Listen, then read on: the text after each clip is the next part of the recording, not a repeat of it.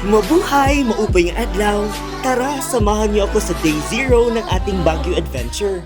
From my hometown, bumiyahe ako patungong Daniel Zero Maldives Airport dito sa San Jose, Tacloban City. That's 3 rides in total. Bahay to town proper at 20 pesos.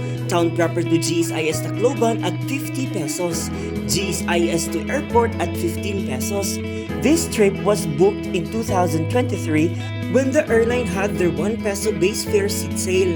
We flew at 8 a.m. from Tacloban and landed at 9 a.m. at NAIA Terminal 3. Upon exit sa airport, I proceed immediately to the bus, waiting bound for Taft Avenue train station.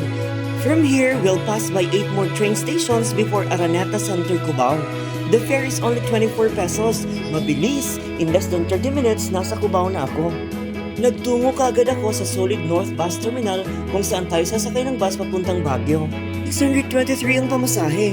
Umalis ang bus ng 2:30 p.m. at around 7:40 p.m. malapit na tayo sa Baguio proper.